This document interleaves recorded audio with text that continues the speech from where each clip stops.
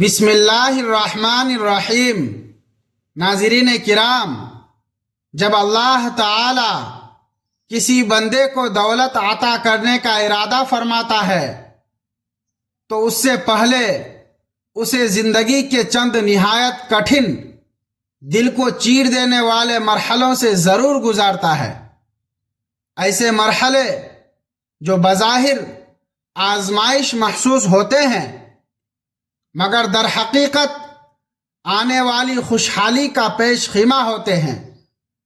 اکثر لوگ جب زندگی تنگ ہو جائے، راستے بند نظر آئیں اور محنت بے اثر محسوس ہونے لگے تو یہ سمجھ بیٹھتے ہیں کہ شاید اللہ ناراض ہو گیا ہے، حالانکہ حقیقت اس کے بالکل برعکس ہوتی ہے، کیونکہ یہی وہ وقت ہوتا ہے جب رب کریم اپنے خاص بندے کو تیار کر رہا ہوتا ہے، اس کی روح کو صیقل دے رہا ہوتا ہے، اس کے دل سے غرور، انانیت اور دنیا پر تکیہ ختم کر کے اسے نعمت سنبھالنے کے قابل بنا رہا ہوتا ہے۔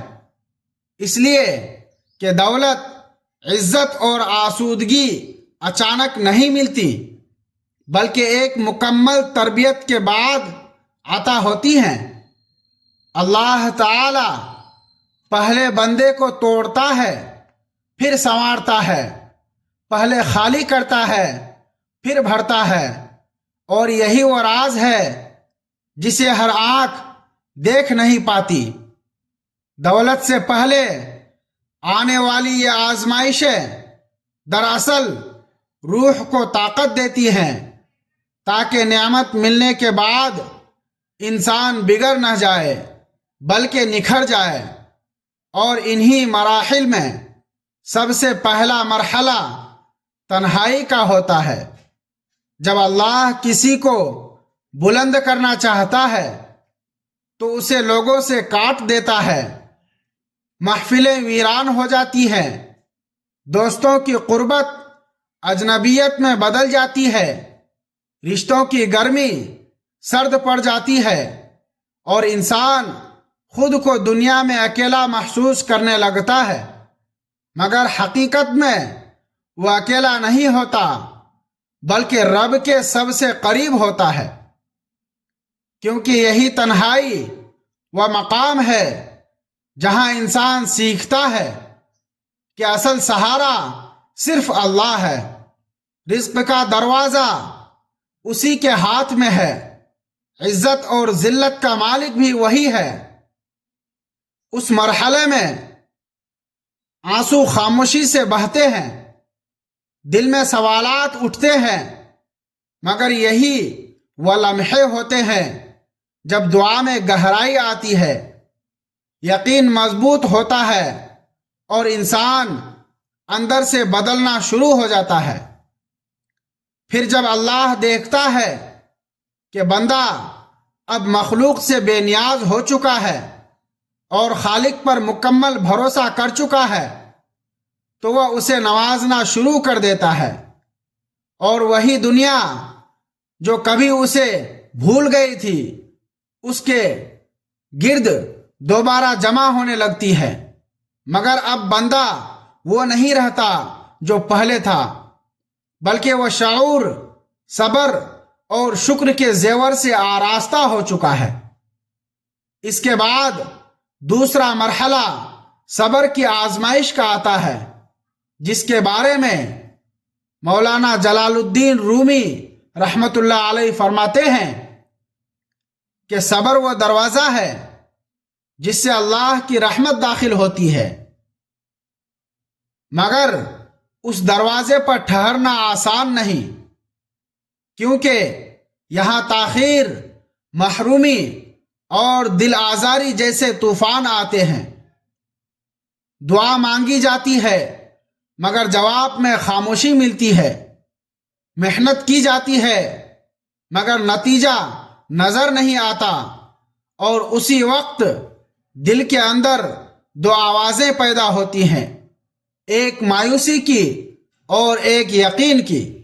جو شخص یقین کی آواز کو تھام لیتا ہے وہی کامیاب ہوتا ہے، کیونکہ صبر کا مطلب خاموش رہنا نہیں بلکہ دل میں شکوہ نہ آنے دینا ہے۔ آنکھوں میں آنسو ہوں مگر زبان پر شکر ہوں، یہی وہ کیفیت ہے جس میں اللہ بندے کے ایمان کو تولتا ہے۔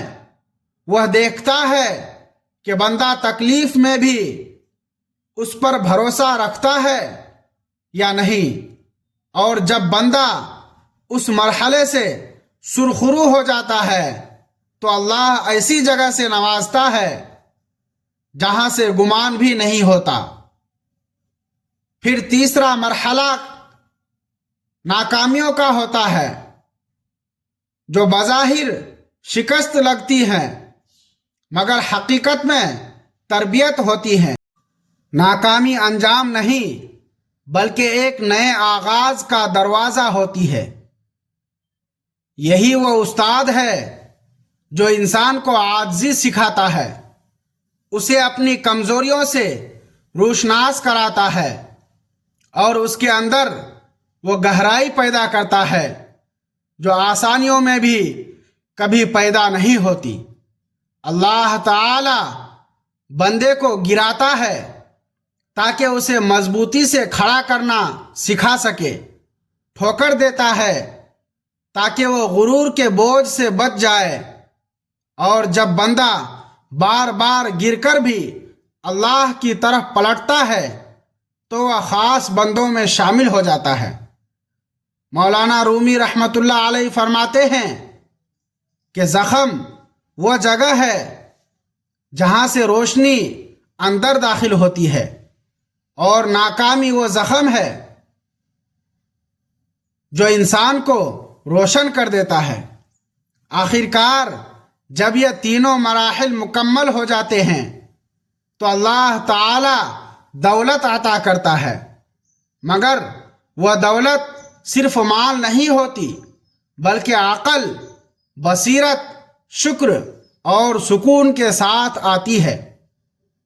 ایسی دولت جو دل کو بگاڑتی نہیں بلکہ سنوار دیتی ہے، اور انسان سجدے میں جھک کر یہی کہتا ہے کہ اے میرے رب، اگر تو نے مجھے ان آزمائشوں سے نہ گزارا ہوتا تو میں کبھی نعمت کی قدر نہ جان پاتا۔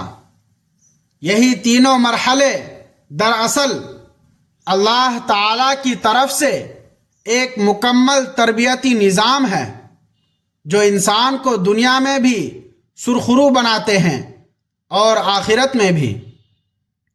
پس جب کبھی زندگی میں تنہائی، تاخیر یا ناکامی آئے تو گھبرانا نہیں بلکہ سمجھ لینا کہ رب تمہیں کسی بڑی عطا کے لیے تیار کر رہا ہے۔ آخر میں ناظرین سے گزارش ہے کہ اللہ تعالیٰ کے 99 اسماء میں سے کوئی ایک اسم ضرور تحریر کریں۔ اگر یہ پیغام پسند آئے تو اسے پسند کریں، دوسروں تک پہنچائیں اور چینل کو سبسکرائب کریں۔ اللہ ہم سب کو صبر، شکر اور یقین کی دولت عطا فرمائے، آمین۔